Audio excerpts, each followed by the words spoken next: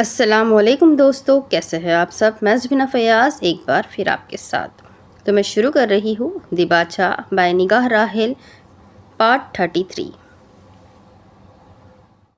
2 دن قبل۔ کیا حقیقت کہوں کہ کیا ہے عشق؟ حق شناسوں کا ہاں خدا ہے عشق۔ افق پر آج سورج کے ساتھ ساتھ ہلکے ہلکے بادل بھی چھائے تھے۔ موسم میں کچھ خنکی سی شامل تھی۔ یہ منظر ترکی کے شہر استنبول میں واقع معروف مسجد رستم پاشا مسجد کا تھا۔ یہ مسجد 1561 میں رستم پاشا نے تعمیر کروائی، جو کہ سلطان سلیمان کا یہ عظیم وزیر ہونے کے ساتھ ساتھ داماد بھی تھا۔ اس مسجد کا بیرونی حصہ دیگر عظیم الشان عثمانی مساجد کے مقابلے میں نسبتاً معمولی سا ہے۔ اگواڑا خوبصورت سنگ مرمر سے مزین ہے، لیکن یہ مسجد کے اندرونی حصے میں ہے جو واقعی اپنی خوبصورتی اور دلکشی سے دل موہ لیتا ہے۔ مسجد میں ایک خوبصورت اور منفرد ڈیزائن کا ایک مینار ہے، جس کے ساتھ وہ اس وقت ٹیک لگائے کافی متذبذب سے انداز میں ارد گرد دیکھ رہا تھا۔ وہ ایک لمبے سے گہرے بھورے رنگ کے کوٹ اور سیاہ جینس میں ملبوس تھا۔ چہرہ ایک سیاہ رنگ کے ماسک سے ڈھکا ہوا تھا، جسے لوگ کورونا کے دنوں میں ماسک پہنتے تھے۔ سیاہ بال بکھرے سے تھے، وہ خود بھی کافی بکھرا بکھرا سا دکھائی دیتا۔ حلیہ تو اس کا بہت ہی بے ڈھنگا اور رف سا لگ رہا تھا۔ وہ ایک دو گہری سانسیں لے کر مسجد کے اندرونی حصے کی جانب بڑھنے لگا۔ رستم پاشا مسجد کا اندرونی حصہ اپنے غیر معمولی ٹائل کے کام کے لیے مشہور ہے۔ یہ خاص طور پر ایزنک ٹائلوں سے مزین ہے۔ یہ ٹائلیں دیواروں اور نماز والی جگہ محراب کو ڈھانپتی ہے، اور یہ ٹائلز ہندسی نمونوں، پھولوں کی شکلوں اور بھرپور بیلوں اور سرخ رنگوں کا شاندار صف کو ظاہر کر رہی تھی۔ ابھی مغرب کی اذان ہونے میں کچھ ہی دیر باقی تھی۔ وہ نماز گاہ پہنچا، جو کشادہ اور اچھی طرح سے روشن تھی۔ کھڑکیوں سے گزرتی سورج کی روشنی ارد گرد پھیلی تھی۔ ماحول میں خاصا سکوت قائم تھا۔ نماز گاہ میں ابھی چند افراد ہی موجود تھے، جن میں سے کچھ ایک دوسرے سے بات چیت کر رہے تھے اور کچھ یوں ہی ٹہل رہے تھے۔ نماز گاہ کے ساتھ ہی کچھ فاصلے پر ایک کمرہ تھا۔ اس نے ارد گرد دیکھا، کوئی اس کی طرف متوجہ نہ تھا، اور پھر وہ دھیرے سے اس کمرے کی جانب بڑھا۔ کمرے کا دروازہ تھوڑا سا کھلا تھا۔ اس نے دیکھا کہ اندر فرش پر ایک ہلکے بھورے رنگ کا صاف قالین بچھا تھا۔ اس پر ایک بزرگ دو زانوں ہو کر بیٹھے تھے۔ ان کی سفید داڑھی، سفید بال، جھریوں سے بھرا چہرہ ان کی شخصیت کا رعب مزید بڑھا رہا تھا۔ ان کے سامنے ہی ایک نوجوان لڑکا سر جھکائے دو زانوں ہو کر بیٹھا، ان کی باتیں کافی مؤدب انداز میں سن رہا تھا۔ وہ بزرگ، جو اس مسجد کے مؤذن تھے، اس نوجوان لڑکے کو کافی نرم لہجے میں کچھ نصیحتیں کر رہے تھے۔ اس وقت وہ مؤذن ایک سفید رنگ کے چوغے نما لباس ملبوس تھے، ساتھ ہی سر پر ایک ترک طرز کی نماز والی ٹوپی پہن رکھی تھی۔ وہ نوجوان لڑکا ان کی باتیں سن کر نرمی سے دھیرے سے مسکرا دیتا، پھر مؤدب انداز میں اس بات میں سر ہلا کر دوبارہ سے سر جھکائے ان کی باتیں سننے لگتا۔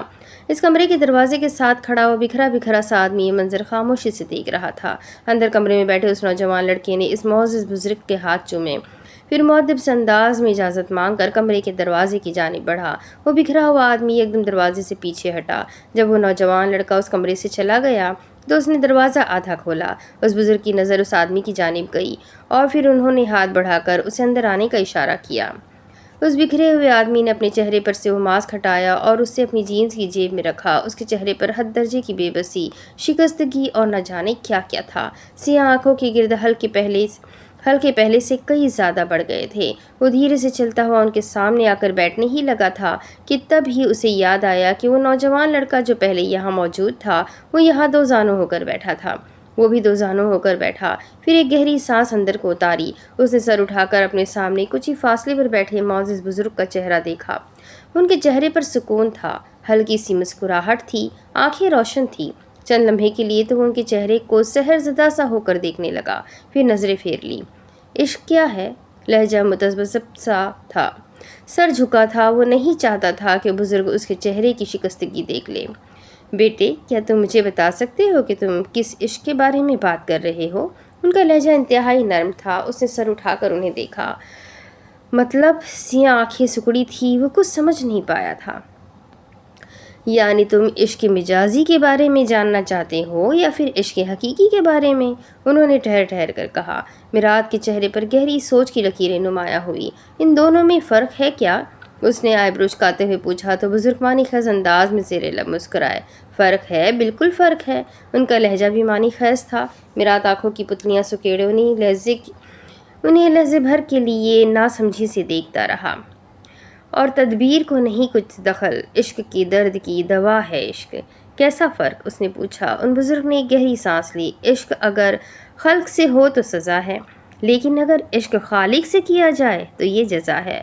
انہوں نے اپنے ہر لفظ پر زور دیتے ہوئے کہا۔ یہ الفاظ سن کر میرات بالکل سناٹے میں رہ گیا۔ چہرے پر ناگواری، بے بسی، بکھرا پن، غم اور غصہ مزید بڑھتا گیا۔ عشق مجازی تو ناکام ہے، بالکل ناکام، انہوں نے مزید کہا۔ وہ متذبذب سے انداز میں کنپٹی مسلنے لگا۔ اس مرض سے چھٹکارا کیسے پایا جائے؟ وہ جیسے اکتا سا گیا تھا۔ لہجے میں تیزی تھی۔ پہلی بات، یہ مرض صرف تب ہے جب یہ دنیا سے ہو، انہوں نے کہنا شروع کیا۔ ان کا لہجہ ابھی بھی نرم اور معنی خیز تھا۔ کیا تم مجھے یہ بتا سکتے ہو کہ مرض کسے کہتے ہیں؟ اور اس سوال کی وہ توقع نہیں کر رہا تھا۔ بیماری کو؟ اس نے چند لمحے بعد شانشکا کا جواب دیا، جیسے کہہ رہا ہو کہ یہ بھی کوئی پوچھنے والی بات ہے۔ اور بیماری کیا ہوتی ہے؟ اسے ان کی اس سوال کی بھی توقع نہ تھی۔ جو آپ کو تکلیف پہنچائے، آپ اس سے دور جانا چاہو، لیکن یہ دور نہیں جاتی۔ اور آخر میں کیا ہوتا ہے؟ یہ تو آپ اس مرض کے ہاتھوں موت کو گلے لگا لیتے ہیں، یا پھر یہ مرض ختم ہو جاتا ہے۔ وہ اپنے سوال کا خود ہی جواب دے رہے تھے۔ وہ انہیں خاموشی سے سن رہا تھا۔ لیکن جب یہ مرض ختم ہوتا ہے تو کیا آپ پہلے جیسے ہو جاتے ہیں؟ انہوں نے ذرا سے ایب روچکا کر پوچھا۔ نہیں، اس نے جواباً نفی میں سر ہلا دیا، بلکہ آپ میں بیماریوں کو جھیلنے کی مزید قوت آ جاتی ہے، آپ میں مزید ہمت پیدا ہو جاتی ہے۔ انہوں نے جب کہا تو میرات نے ہلکا سا اس بات میں سر ہلا دیا۔ عشق سے جاں نہیں کوئی خالی، دل سے لے عرش تک بھرا ہے عشق۔ میں اس مرض سے کیسے چھٹکارا حاصل کر سکتا ہوں؟ اس کی سیاہ آنکھوں میں گہری نمی امڑ آئی۔ ان بزرگ نے ہلکا سا مسکرا کر سر جھٹکا۔ وہ مزید بے چین ہو گیا۔ بتائیے نا، مرض عشق کا علاج کیا ہے؟ اس نے جواب نہ پا کر اپنا سوال دہرایا۔ یہ مرض لا علاج ہے، انہوں نے ترنت سے کہہ ڈالا۔ وہ بالکل گنگ رہ گیا۔ صرف تب اگر تم عشق مجازی سے آگے کی منزل پر قدم نہ بڑھاؤ۔ یہ سن کر وہ کچھ سمجھ نہ پایا۔ ان کی باتیں اسے بہت ہی مشکل سے سمجھ آ رہی تھی، یا شاید وہ خود ہی ان کی باتیں سمجھنا نہیں چاہ رہا تھا۔ مطلب وہ انہیں سوالے نگاہوں سے دیکھ رہا تھا۔ کیا تم عشق مجازی سے اگلی منزل طے کر سکتے ہو؟ اگلے سوال کی اسے توقع نہ تھی۔ کون سی منزل؟ اسے لگا کہ اس کے حلق میں کچھ پھنسا تھا۔ عشق حقیقی، وہ عشق جو حقیقت ہے، جس کا مقدر صرف کامیابی ہے۔ وہ زیر لب معنی خیز انداز میں مسکراتے ہوئے نرمی سے کہہ رہے تھے۔ عشق مجازی پر جو ٹھہر گیا وہ فنا ہو گیا، گمراہ ہو گیا، لیکن جو عشق مجازی سے عشق حقیقی تک پہنچ گیا وہ جزا پا گیا اور مومن بن گیا۔ وہ بالکل ساکت سا رہ گیا تھا۔ اس وقت اس کی زبان سے کوئی الفاظ نہیں نکل رہے تھے۔ وہ ان کے الفاظ کے سحر میں جکڑ گیا تھا۔ تم جانتے ہو بیٹے، توحید تک پہنچنے کا ذریعہ کیا ہے؟ اور یک دم وہ تھوڑا چوکنا ہوا۔ چند لمحے کچھ سوچا۔ علم؟ پھر بھویں اچکا کر پوچھا۔ ہاں، علم، لیکن صرف علم نہیں، عشق بھی۔ وہ متذبذب سے انداز میں لب کاٹنے لگا۔ علم عشق کے بغیر آپ کو کوئی فائدہ نہیں دے سکتا۔ ان کی آواز قدرے بلند ہوئی۔ اس کی سیاہ آنکھوں میں نمی مزید بڑھ گئی۔ اس نے مٹھیاں بھیجی اور فوراً اٹھ کھڑا ہوا، سر کو خم دے کر ان سے اجازت مانگی، اور یہ دیکھے بغیر کہ انہوں نے اسے جانے کی اجازت دی ہے یا نہیں، وہ تیز قدموں کے ساتھ اس کمرے سے باہر نکل گیا۔ اس کی آنکھوں نے دیکھا کہ نماز گاہ میں اب کافی لوگ موجود تھے۔ وہ ان سے نظریں پھیر کر جانے لگا۔ سیاہ ماسک بھی جیب سے نہیں نکالا۔ وہ بالکل بیگانہ سا لگ رہا تھا۔ جب وہ رستم پاشا مسجد کے اندرونی حصے سے باہر نکلا تو آسمان گہرے نیلے، گلابی، نارنجی اور سرمئی رنگوں کے ایک پرفتن کینوس میں ڈھل چکا تھا۔ وہ ایک مینار کے ساتھ جا کھڑا ہوا۔ دل کی دوڑ بے ترتیب تھی۔ اس کا دل جل رہا تھا، آنکھیں بھی بالکل دل کی طرح ہی جل رہی تھیں۔ کیا مجھے عشق ہو گیا ہے؟ ذہن پر یہ سوال ابھرا۔ دل مزید جلنے لگا، یعنی مجھے خدا کی طرف سے سزا مل رہی ہے۔ اور پھر اس کی سیاہ آنکھوں میں سے ابلتا ہوا پانی گرنے لگا۔ وہ فرش پر ہی ڈھہ سا گیا۔ یہاں سے گزرتے کئی لوگ اسے اس حالت میں دیکھ کر یہی کہتے کہ وہ کوئی دیوانہ، بیگانہ تھا۔ اس نے سر اٹھا کر آسمان کی جانب دیکھا۔ آنکھوں میں سے آنسو ابھی تک برس رہے تھے۔ اس نے ضبط سے آنکھیں میچ لی۔ ایسا نہیں ہے۔ پھر زور سے سر جھٹکا اور آنکھیں کھولی۔ مجھے کوئی سزا نہیں مل رہی ہے، وہ زیر لب بڑبڑایا۔ دل اور دماغ ایک دوسرے کا ساتھ نہیں دے رہا تھا۔ میں نے جو بھی کیا بالکل ٹھیک کیا، اس نے مٹھیاں بھیج کر خود کو جیسے یقین دلایا۔ رستم پاشا مسجد کے ساتھ ساتھ استنبول کی باقی مساجد کے اسپیکرز بھی مغرب کی اذان کی آواز سے گونج اٹھے۔ رستم پاشا مسجد میں جو شخص اذان دے رہا تھا اس کی آواز وہ پہچانتا تھا۔ یہ وہی بزرگ تھے جن سے ابھی کچھ دیر پہلے ہی ملاقات کر کے آیا تھا۔ وہ فرش پر سے اٹھا، 2-3 لمبی لمبی سانسیں باہر کی طرف خارج کی، پھر چہرہ اٹھا کر ارد گرد خالی خالی نگاہوں سے دیکھا۔ یہ عشق نہیں ہے، یہ تو صرف بدلے کی آگ ہے جو وقت کے ساتھ ساتھ بڑھتی جا رہی ہے۔ دل میں یہ الفاظ بجلی کی طرح کھڑک رہے تھے۔ اور یہ بدلے کی آگ صرف تبھی ٹھنڈی ہوگی جب میں براق یامان اور اس کی ماں کو بھی ختم کر دوں گا۔ سیاہ آنکھیں اب برس نہیں رہی تھی، لیکن ان میں گہری سرخی اتر آئی تھی۔ پہلے میں اس کی ماں کو ختم کروں گا اور پھر اسے، تاکہ اسے بھی اپنی ماں کی جدائی کا غم ملے۔ زیر لب ایک شیطانی مسکان قائم ہو گئی۔ میرات، تم نے جو بھی کیا بالکل ٹھیک کیا، اس میں کوئی شک نہیں۔ اور پھر یکلخت اس کی آنکھ میں سے ایک موتی لڑکتا ہوا گال کو چھو گیا۔ اس نے انگلی کے پورے سے آنکھ صاف کی۔ دل اور دماغ ابھی بھی ایک دوسرے کا ساتھ نہیں دے رہا تھا۔ اور ہاں، تمہیں عشق نہیں ہے میرات، آخر تمہیں عشق ہو کیسے سکتا ہے؟ یہ سب تو صرف فالتو کی باتیں ہیں، اس نے گردن اونچی کرتے ہوئے زیر لب خود سے کہا، اور اب قدم بڑھاتا ہوا مسجد سے باہر جانے لگا کہ ایک دم اس کے قدم زنجیر ہوئے۔ وہ پلٹا اور مسجد کی جانب دیکھا۔ کئی نمازی ابھی بھی مسجد میں داخل ہو رہے تھے۔ وہ ان سب کو ساکت سا کھڑا دیکھ رہا تھا، نگاہیں ویران اور خالی خالی سی تھی۔ اس کے دل نے اسے قدم واپس مسجد کے اندرونی حصے میں لے جانے کو کہا۔ اس نے ایک قدم بڑھایا، جس طرح سے وہاں باقی لوگ نماز پڑھ رہے تھے تو وہ کیوں نہیں پڑھ سکتا تھا؟ اس نے ایک قدم اور بڑھایا، سیاہ آنکھوں میں ایک ہلکی سی چمک ابھری، دل کی دھڑکنیں تیز ہو گئی۔ اس کے ذہن کے پردوں پر ایک دم کچھ جھلکا۔ یہ منظر ایک چھوٹے سے لاؤنج کا تھا۔ وہ بچہ جس کی عمر اس وقت 11 سال تھی، کسی کھلونے کے ساتھ کافی مزے سے کھیل رہا تھا۔ سیاہ بالوں میں اچھے سے کنگھی کی گئی تھی، وہ کافی حشاش بشاش لگ رہا تھا۔ اس کے خوبصورت چہرے پر چھائی حد درجے کی معصومیت اسے مزید پرکشش بناتی۔ چند ہی لمحے بعد وہاں ایک خوبصورت سی خاتون آئی جو اس کے برابر میں صوفے پر آ کر بیٹھی۔ وہ اس وقت ایک لمبے سے گلابی رنگ کے فراک میں ملبوس تھی، جس کے ساتھ انہوں نے کندھوں پر ایک سرمئی رنگ کا دوپٹہ پھیلا کر لیا ہوا تھا۔ وہ ابھی مغرب کی نماز پڑھ کر فارغ ہوئی تھی۔ صوفے پر بیٹھا وہ بچہ ابھی تک کھلونے کے ساتھ کھیلنے میں مگن تھا۔ میرات، مغرب کی اذان ہو گئی ہے، میں نے کہا تھا نا نماز پڑھ لو، ابھی تک کیوں نہیں نماز پڑھی؟ ان کی سیاہ آنکھیں بالکل اس بچے کی آنکھوں کی طرح تھی، سیاہ بال بھی اسی کی طرح تھے۔ اس بچے نے ہاتھ میں پکڑا کھلونا میز پر رکھا اور مسکرا کر اپنی ماں کا خوبصورت چہرہ دیکھا۔ میں بھول گیا تھا، ابھی جا کر پڑھتا ہوں نماز۔ آپ کو معلوم ہے میں اب ساری نمازیں پڑھتا ہوں۔ جب سے آپ نے مجھے نماز پڑھنے کا کہا ہے نا، تب سے میں نے ایک بھی نماز نہیں چھوڑی، اور آج تو میں فجر کی نماز کے لیے خود اٹھا تھا۔ وہ تیز تیز لہجے میں کہہ رہا تھا تو دلارا خانم مسلسل ستائشی انداز میں مسکرا رہی تھی۔ تمام، مجھے معلوم ہے تم اب ساری نمازیں پڑھتے ہو، اب باتیں ختم کرو اور جا کر مغرب کی نماز پڑھ لو، شاباش، اٹھو۔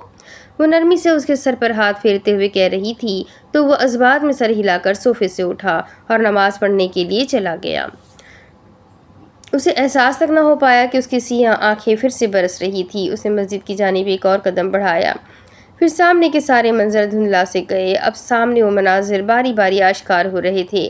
جب اس نے کئی انسانوں کا بے دردی سے قتل کیا، اس نے اپنے دونوں ہاتھ چہرے کے سامنے کیے۔ اسے احساس ہوا کہ اس کے ہاتھ کسی ایک نہیں بلکہ بہت سے لوگوں کے خون سے رنگے تھے۔ چہرے کے آگے وہ نیلی آنکھوں والی لڑکی کی بھی شکل نمودار ہوئی، جس کے خون کے داغ بھی اس کے ہاتھوں پر تھے۔ اس نے سر جھٹکا، جیسے کہہ رہا ہو کہ میں اس جگہ کے قابل نہیں، یا یہ کہہ رہا ہو کہ میں نماز پڑھنے یا اللہ کو منہ دکھانے کے قابل نہیں۔ ایک نظر مسجد کو دیکھا، پھر پلٹ گیا اور مسجد سے باہر جانے لگا۔ موجودہ دن اس کی آنکھیں بوجھل تھی، بے حد بوجھل۔ اسے اپنا آپ بہت ہی کمزور اور نڈھال سا محسوس ہو رہا تھا۔ بمشکل اس نے اپنی آنکھیں کھولی اور ارد گرد دیکھا۔ یہ جگہ پہلے وہ پہچان نہ پائی، مگر جب اسے معلوم ہوا کہ یہ کون سی جگہ ہے تو اس نے ناگواری، کوفت اور کرب سے آنکھیں موند لیں۔ اسے یاد تھا جب وہ چلتی ہوئی گاڑی سے باہر کود گئی تھی تو وہ سڑک کے ایک کنارے جا گری تھی۔ سر زمین پر لگا تھا، اسے ماتھے پر زخم سا محسوس ہوا جس میں سے خون گر گر کر اب سوکھ چکا تھا، مگر اس زخم میں تکلیف ابھی بھی تھی۔ اسی طرح اسے پورے جسم پر بھی کئی چوٹیں لگی تھی، کئی خراشیں آئی تھی جن میں تکلیف ابھی تک ہو رہی تھی، مگر اسے یاد تھا وہ اتنا زخمی ہونے کے باوجود بھی بے ہوش نہیں ہوئی تھی۔ اسے بے ہوش کیا گیا تھا۔ وہ سیاہ کار جو اس کی کار کا پیچھا کر رہی تھی، اس میں سے 2-3 افراد باہر نکلے۔ ان میں سے ایک کو پہچانتی تھی، میکائل کا نوکر یا غلام، یا یہ کہنا بہتر تھا کہ اس کا رائٹ ہینڈ، اسلم۔ ہاں، وہ اسلم ہی تھا، اسے اچھے سے یاد تھا۔ اسی نے کلوروفارم سے بھرا رومال اسے سنگھا کر بے ہوش کر دیا تھا۔ اس نے مزاحمت کی تھی لیکن سب بے سود رہا۔ क्या वक्त हो रहा है उसे नहीं मालूम था। उसने अपनी कलाई में पहनी घड़ी पर एक नज़र डाली। इस वक्त 12 बज रहे थे। मीटिंग का टाइम कब का निकल चुका था। उसने कोप से इर्द गिर्द देखा। रोशनदानों पर धूल मिट्टी जमी थी, जिनमें से बमुश्किल सूरज की किरणें गुजर रही थी। ये वही वीरान पुरानी और बोसीदा सी इमारत थी जहाँ उसे पहले भी लाया गया था।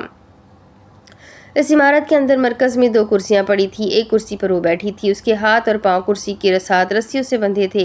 सामने कुछ ही कदमों के फासले पर एक और कुर्सी पड़ी थी जो खाली थी, लेकिन वो जानती थी कि नशिस्त किसने संभालनी है। उसे किसी के कदमों की आहट सुनाई दी, लेकिन उसने गर्दन मोड़कर पीछे देखने की जहमत न की। वो जानती थी कि कौन आ रहा है। उसका चेहरा बेखौफ था। वो भी नैना एहसन थी, जो अल्लाह के सिवा और किसी से नहीं डरती थी। उसने गर्दन ऊंची की, चेहरा सपाट था, आइब्रो तने हुए थे, साथ साथ वो मुसलसल लब कुचल रही थी। कदमों की आहट मजीद तेज हुई और फिर वो शख्स बिल्कुल उसके सामने आ खड़ा हुआ। उसके साथ उसका साथी भी था। वो उन दोनों को तीखी निगाहों से निचला लब काटते हुए देख रही थी। साथ ही उसने दोनों हाथों की मुट्ठियां भींच ली। खुशामदीद नैना एहसन, मिकाइल मलिक ने दोनों हाथ फिजा में लहराते हुए बेहद फातिहाना अंदाज में कहा। गर्दन तनी हुई थी। वो एक गहरे भूरे रंग की ब्रांडेड मर्दाना शलवार कमीज में मलबूस था। कलाई पर भी एक महंगी घड़ी पहन रखी थी। वैसे बंदा जगह ही तब्दील कर लेता है। इतना हराम का पैसा कमाया है तुमने, कम से कम अपने दुश्मनों को अगवा करके लाने के लिए जगह ही तब्दील कर लो। उसने इस्तेज़ाइया अंदाज में मुस्कुराकर कहा। उसने जवाबन सर झटका और फिर मुस्कुराया। तुमने एक बार फिर बेवकूफ़ी की है मिकाइल। वो उसे शोलाबाज निगाहों से घूर रही थी। अपनी घनी मूछों को ताव देता हुआ वो तंज़िया अंदाज में ज़ेरे लब मुस्कुराया। एक लफ्ज़ भी मत कहना। फिर शहादत की उंगली अपने लबों पर टिकाते हुए तीखे लहजे में कहा। हाँ, तुमने कहा और मैंने मान लिया। आखिर कब तुम अक्लमंदी का मुजाहरा करोगे? अब की बार उसने कदरे तेज़ लहजे में कहा। मिकाइल ने एक गहरी सांस ली, जैसे अपने गुस्से पर काबू पा रहा हो। फिर सामने पड़ी कुर्सी खींची और उस पर टांग जमा कर बैठा। तुम्हें अपने आप पर बहुत नाज है ना? कोई बात नहीं, मरते हुए इंसान से मैं आखिर क्यों बहस करूं? उसकी आंखों में दरश थी, खबासत, नफरत और ना जाने क्या क्या उभरा। यही तुम्हारी सबसे बड़ी गलती है। तुम हमेशा ये भूल जाते हो कि इंसान के हाथ में कुछ नहीं, सब कुछ तो अल्लाह के हाथ में है। उसने अपने हर लफ्ज़ पर जोर दिया। मेरे पास तुम्हारी बातें सुनने का वक्त नहीं। उसने असलम की तरफ अपना हाथ बढ़ाया और उसे मानी खैज निगाहों से तका। असलम ने सर को खम दिया, फिर अपनी कमीज़ की जेब में हाथ डाला। नैना समझ गई थी कि अब क्या होने जा रहा है। उसका सर अभी भी चकरा रहा था। बमुश्किल उसने आंखें खोली। उसके चेहरे पर थकान वाज़ेह थी, खराशें थी। सर के पीछे उसे बहुत तकलीफ हो रही थी, लेकिन ये तकलीफ उसके लिए मामूली सी बात थी। एक अफसर इतनी सी तकलीफ तो आराम से बर्दाश्त कर सकता है। तो उसने इर्द गिर्द निगाह दौड़ाई। दिखने में ये कोई बहुत सी पुरानी और बोसीदा सी जगह मालूम होती। चारों एतराफ में खिड़कियां थी, जिनके ऊपर मोटे मोटे शीशे लगे थे। खिड़कियों से बाहर दूर दूर तक फैले पहाड़ जिन दिखाई देते। उसे समझ आ गई थी कि वो इस इमारत की दरमियानी या किसी ऊपर वाली मंजिल पर था। सामने एक वसी दीवार थी जिस पर कई मॉनिटर्स नस्ब थे। उस जगह पर सूरज की किरणों और मॉनिटर्स की रोशनी स्क्रीन्स के अलावा कहीं से भी रोशनी नहीं आ रही थी। यहाँ तक कि इधर कोई छोटा सा बल्ब भी रोशन नहीं था। उसने कुर्सी के साथ अपने बंधे हुए हाथ देखे, फिर अपने बंधे हुए पाँव। उसकी आंखों के सामने वो चेहरा आया जिसे उसने बेहोश होने से पहले देखा था। वो चेहरा जो कि कहकहा लगाकर हंस रहा था, उसका तमस्सुर उड़ा रहा था। उसकी नीली आंखें गुलाबी हो रही थी। यकलख्त उसने देखा कि वो दीवार जिस पर कई मॉनिटर्स लगे थे, उस दीवार से कुछ ही फासले पर एक दरवाज़ा था, जिसको खोलकर वो शख्स दाखिल हुआ। बुराक ने उस शख्स को देखते ही पहचान लिया। सियाह लंबा कोट, सियाह जीन्स, भूरी हैट, सियाह आंखें जो कि अंदर धंस चुकी थी, बुझा बुझा और वीरान सा चेहरा। ये वही था, मिरात काराबे।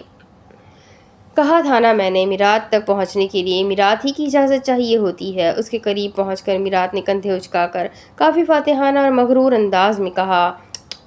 तुम्हें यकीन है? जवाबन बुराक ने इस्तेज़ाई अंदाज में मुस्कुराकर सर झटका। इस दुनिया में सबसे ज़्यादा एतमाद मुझे अपनी काबिलियत पर है। गर्दन अकड़ाकर उसने कहा तो बुराक एक बार फिर उसका तमस्सा उड़ाने वाले अंदाज में हंसा। मिरात ने गुस्से से मुट्ठियां भींच ली। काबिलियत पर या बेवकूफ़ी पर? उसने चबा चबा कर कहा। अब की बार वो उसे चंद लम्हे गुस्सीली निगाहों से घूरता रहा, फिर कुछ कहने के लिए लब खोले। تم اب بھی یہ کہہ رہے ہو براق؟ لہجہ بے حد معنی خیز تھا۔ براق نے فوراً اس بات میں سر ہلا کر اپنی بات کی تائید کی۔ خیر، میں تمہیں کسی سے ملوانا چاہوں گا۔ میراث ذرا سا مسکرایا، اس نے اسے سوالیہ نگاہوں سے دیکھا۔ میراث نے اب کی بار اس دروازے کی طرف اشارہ کیا جہاں سے وہ اندر داخل ہوا تھا۔ وہ دروازہ آدھا کھلا تھا اور پھر اس دروازے کو کسی نے پورا ڈھکیل دیا۔ ہائی ہیلز کی ٹک ٹک کی آواز اس وسیع کمرے میں گونج رہی تھی۔ وہ کافی پر اعتماد انداز میں چلتی ہوئی ان تک آ رہی تھی۔ سنہرے اسٹریکنگ والے بالوں کا ایک جوڑا بنا تھا۔ وہ ایک بغیر آستینوں والی شارٹ شرٹ اور جینس میں ملبوس تھی۔ براق کو اس حالت میں دیکھ کر اس کے چہرے کی مسکان مزید بڑھی۔ وہ لڑکی میراث کے برابر میں آ کر کھڑی ہو گئی۔ براق جب اسے دور سے آتا دیکھ رہا تھا تو وہ اسے تبھی پہچان گیا تھا، لیکن دل ہی دل میں اسے لگا کہ اس کی آنکھیں جو دیکھ رہی ہے وہ سچ نہیں تھا، یہ اس کا وہم تھا، ایسا ہو ہی نہیں سکتا تھا۔ لیکن اب اسے میراث کے ساتھ بالکل اپنے سامنے کھڑا دیکھ کر اسے یقین آ گیا کہ اس کی آنکھیں جو دیکھ رہی تھی وہ کوئی سراب نہیں بلکہ حقیقت تھی، یہ کوئی وہم نہیں تھا۔ نازلی، تم یہاں؟ اس کے چہرے پر بے یقینی چھائی تھی، اور چند ہی لمحے بعد یہ بے یقینی حیرت، پھر افسوس اور پھر غصے میں تبدیل ہو گئی۔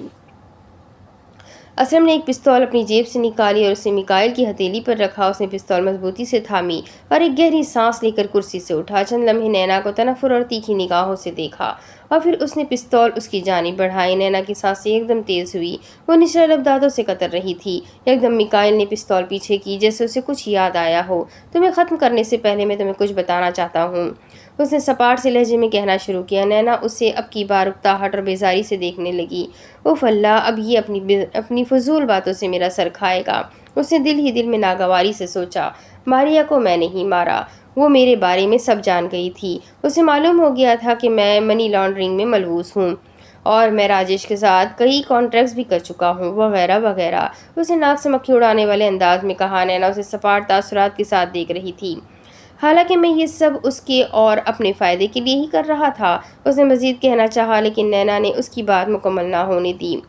غلط، تم سب کچھ صرف اور صرف اپنے فائدے کے لیے کرتے ہو، اس نے اس کی تصحیح کی۔ وہ جواباً تیکھے انداز میں مسکرایا۔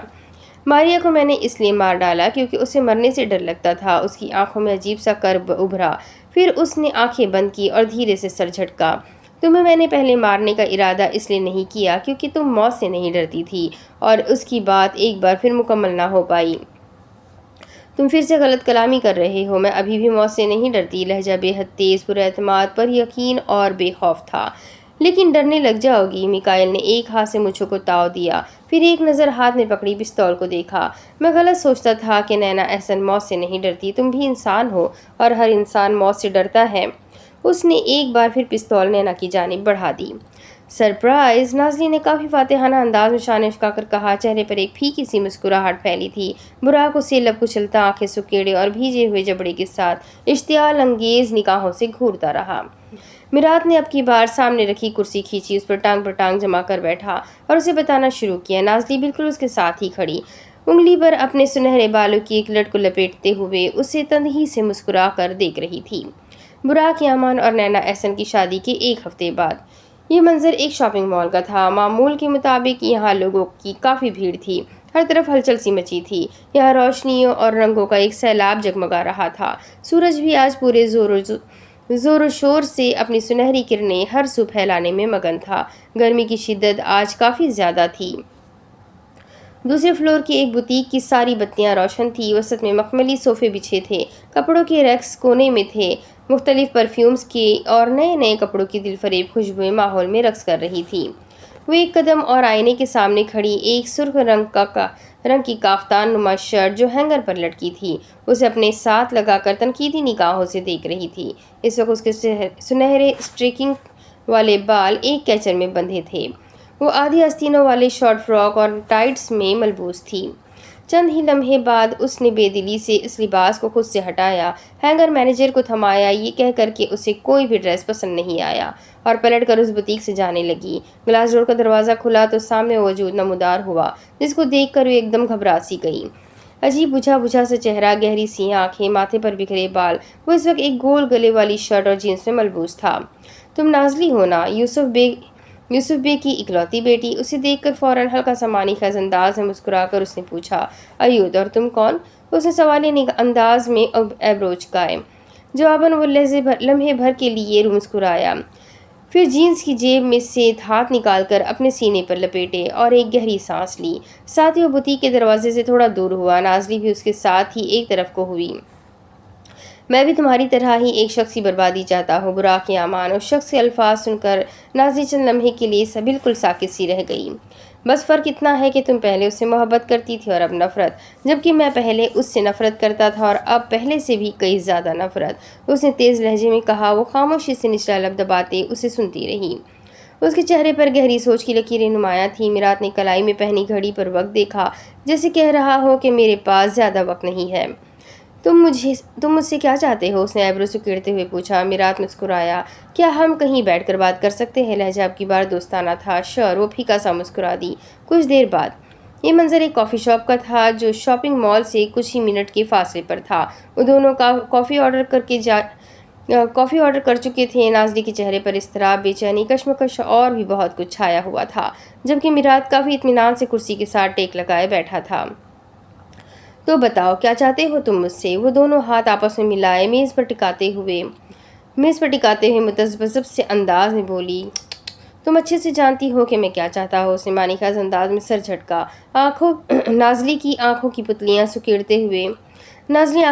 सुकेड़ते हुए उसे नासमझी से देखने लगी। तुम बुराक को अपना बनाना चाहती थी, तो तुम तो उसकी मोहब्बत में पागल थी, यहाँ तक कि पेरिस से तुर्की भी तुम इसी के लिए आई। वो अपने हर लफ्ज़ पर जोर दे रहा था। नाज़ली की आंखें जलने लगीं। अब जबकि वो तुम्हें धुतकार चुका है, तो तुम अभी तक यहाँ तुर्की में क्यों हो? उसने सबसे एक गहरी सांस अंदर को खींची और एक हाथ की मुट्ठी भींचकर थोड़ी के नीचे टिकाई। वो उसे सुलगती हुई निगाहों से देख रही थी। सिर्फ इसीलिए ताकि तुम उससे बदला ले सको। उसके अल्फाज उसके दिल में बदले की और नफरत की आग को मजीद बढ़ा रहे थे। उसने तुम्हारी मोहब्बत की कदर नहीं की, उसने तुम्हारी कदर नहीं की। तुम्हें कितनी तकलीफ पहुंची होगी, है ना? उसने मसनूई तासुफ और हमदर्दी जाहिर की। उसने कर्ब से नजरें फेरी। तुम कहना क्या चाह रहे हो? लहजा तेज था। वो सब समझ गई थी, लेकिन फिर भी नासमझी का इजहार कर रही थी। मैं ये कहना चाह रहा हूँ कि बुराक को तबाह करने में तुम मेरा साथ दो। दोनों हाथों की मुट्ठियाँ मेज़ पर टिकाते हुए उसने तुरंत से कह डाला। वो एकदम थोड़ा पीछे हुई, कुर्सी की पुश्त के साथ टेक लगाया। नज़रों के सामने कई मनाजिर नमूदार होना शुरू हुए। वो पल जब वो बुराक के लिए तड़पी थी, जब वो उसके करीब जाने की कोशिश करती, वो उसे धुतकार देता। वो हर बार वो उसकी नाकदरी करता, कभी उसे अहमियत ना देता। अहमियत दूर की बात, वो उससे हंसकर या मुस्कुरा कर बात भी ना करता। कितनी मोहब्बत करती थी मैं उससे, लेकिन फिर भी उसने मेरी कदर ना की। मैं उसे कभी माफ़ नहीं करूँगी। उसने मुझे एक अजनबी की खातिर छोड़ दिया। मैं तुमसे इसका बदला ज़रूर लूँगी। बुराक, उसका दिल जल रहा था। मुझे क्या करना होगा? उसने तल्खी से हल्का सा मुस्कुरा कर पूछा। मिरात के चेहरे पर एक फातिहाना मुस्कान फैल गई। वेटर उन दोनों के लिए कॉफ़ी ले आया था। नाज़ली ने कॉफ़ी का कप उठाया और उसमें से 2-3 घूंट भरे। मिरात ने भी कॉफ़ी का एक घूंट लिया, फिर कप वापस मेज़ पर रखा और उसकी जानिब मुतवज्जा हुआ। बुराक कमांडर इन चीफ है। उनके पास बहुत सी ऐसी मालूमात है जो अगर मुझे मिल जाए तो मैं उससे और उसके घर वालों सबको तबाह कर डालूं। सिया आंखों में गुलाबी सी एक लहर उभर आई। नाज़ली ने धीरे से इस बात में सर हिला दिया और कॉफ़ी का एक घूंट भरा। मिरात ने मेज़ पर से अपना मोबाइल उठाया, उसकी स्क्रीन रोशन की और चंद ही लम्हे में उस पर एक तस्वीर ढूंढी। फिर मोबाइल की स्क्रीन नाज़ली के सामने की। तुम्हें ये फ़ाइल ढूंढनी है, साथ ही कहा। उसने नासमझी से उसका चेहरा तका। क्यों? कॉफ़ी का कप उसने मेज़ पर रख दिया। अगर ये फ़ाइल मुझे मिल जाए तो मैं उसे गद्दार साबित कर सकता हूँ। धीरे से मुस्कुराकर उसने काफ़ी यकीन और पुरएतमाद अंदाज में कहा। और वो कैसे? उसके चेहरे पर भी एक हल्की सी मुस्कान कायम हो गई थी। उस फाइल में वो मालूमात है जो किसी हाल में डिस्क्लोज़ नहीं होनी चाहिए। वो कहता हुआ रुका तो नाज़ली की आंखों में एकदम एक चमक उभरी। और अगर ये डिस्क्लोज़ हो गई तो उसका सारा इल्ज़ाम बुराक के सर जाएगा, क्योंकि फ़ाइल उसके पास थी। उसने तेज़ लहजे में कुछ पुरसोच निगाहों से मिरात को देखते हुए कहा। मैं तुम्हें कुछ ही देर पहले अंडर एस्टिमेट कर रहा था, मगर अब नहीं। उसने उसे सताइशी निगाहों से देखते हुए कहा। नाज़ली ने जवाबन ताईदी अंदाज में शाने उचका दिए। मिरात ने कॉफ़ी का कप मेज़ पर से उठाया और उसमें से कॉफ़ी के 2-3 घूंट भरे। नाज़ली कॉफ़ी नहीं पी रही थी। उसके माथे पर अब कई सिलवटें नुमायां थी। वो थोड़ी सी मुतफक्किर भी नज़र आ रही थी। मेरी एक बात याद रखना, तुम्हारा साथ देने का मकसद सिर्फ ये है कि मैं बुराक को तबाह कर डालूं, मैं उससे अपनी बेइज्जती का बदला ले सकूं।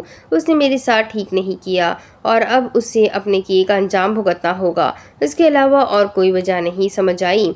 तैश के आलम में लब कुचलते हुए उसने कहा। मीरात ने जवाबन मुस्कुराकर जज्बात में सर हिला दिया।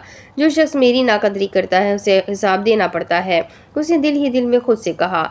मीरात अपनी बात मुकम्मल कर चुका था। नाज़ली के चेहरे की मुस्कान अब मज़ीद गहरी और तल्ख हो चुकी थी। बुराक समझ गया था कि उस दिन जब यूसुफ बे और गोकची खानम नाज़ली के साथ उसके घर आए थे तो नाज़ली क्यों उसके कमरे में गई थी और उसकी अलमारी में क्या तलाश कर रही थी। उसे तभी उस पर शक हो गया था, लेकिन उसे यकीन न था कि वह ऐसा करेगी।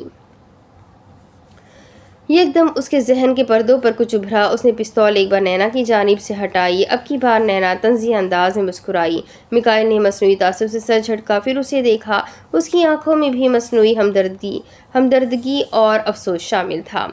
अरीशा, तुम्हारी असिस्टेंट, तुम्हारी पुरानी दोस्त, उसने इस्तेज़ाई अंदाज में कहा। उसकी ज़बान से अरीशा का नाम सुनने की उसे तौकाना थी। वो नासमझी और हैरत से उसका चेहरा देखने लगी।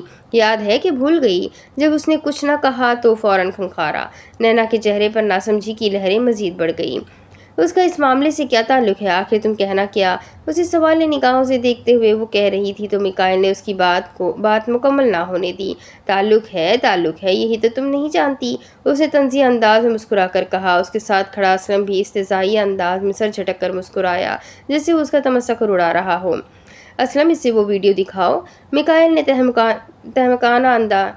तहकमाना अंदाज में कहा। असलम ने फ़ौरन इस्बात में सर हिलाया और कुछ ही फासले पर एक छोटी सी मेज़ पर पड़े सियाह रंग के बैग की जानिब बढ़ा। उस बैग में से एक आईपैड निकाला, उस पर एक वीडियो चलाई और मिकाइल की जानिब बढ़ा दिया। मिकाइल ने वो आईपैड उसके हाथ से लिया, फिर उसकी रोशन स्क्रीन नैना के सामने की। वो नासमझी से आईपैड की स्क्रीन पर चलती हुई उस वीडियो को देखने लगी। उस वीडियो में 3 अफराद दिखाई दे रहे थे। एक मिकाइल था, दूसरा असलम और जो तीसरा शख्स था उसे देखकर नैना के चेहरे पर हैरत और बेयकीनी की कई लहरें उमड़ आई। दिल पर हथौड़ा सा पड़ता महसूस हुआ। उसे लगा कि उसे देखने में गलती हुई है। ऐसा नहीं हो सकता था, वो ऐसा नहीं कर सकती थी। वो उसकी बचपन की सहेली, उसकी असिस्टेंट अरीशा ही थी जो वीडियो में मिकाइल से गुफ्तगू कर रही थी, और उनके आपस में की जाने वाली गुफ्तगू की आवाज़ वीडियो में बहुत अच्छे से सुनाई दे रही थी। ये वीडियो तब की थी जब अरीशा मिकाइल से कुछ रकम लेने आई थी। इस वक्त जब नैना तुर्की से पाकिस्तान वापस आ रही थी। देखा तुमने पैसा क्या क्या कर सकता है? मिकाइल ने आईपैड की रोशन स्क्रीन उसकी नज़रों से दूर करते हुए काफ़ी तीखे, रूखे और मुतकब्बिर अंदाज में कहा। नैना तो बिल्कुल गंग सी रह गई थी। वो खाली खाली निगाहों से उसका चेहरा देखने लगी। सियाह आंखों में गहरी सी नमी उभर आई। उसे लग रहा था जैसे उसकी आंखों तले अंधेरा छा गया था। इसीलिए मुझे पैसे से इश्क है, ये सब कुछ खरीद सकता है, इंसान का ज़मीर, उसकी रूह, उसका जिस्म, उसका ईमान, सब कुछ। असलम को आईपैड हाथ में पकड़ाने के बाद उसने फातिहाना अंदाज में शाने चौड़े करते हुए गर्दन अकड़ा कर कहा। अब इससे आगे की कहानी मैं आपको अगले वीडियो में सुनाती हूँ कि आगे क्या होगा, वहाँ बुराक के साथ अब क्या होगा और यहाँ नैना के साथ क्या होगा। ये जानना बहुत इंटरेस्टिंग है, तो मेरे साथ बने रहे। वीडियो को लाइक करें, चैनल को सब्सक्राइब करें, बेल आइकन को ज़रूर दबाएं। मिलते हैं अगले वीडियो में, तब तक के लिए अपना खूब सारा ख्याल रखें, मुझे भी दुआ में याद रखें। अल्लाह हाफ़िज़।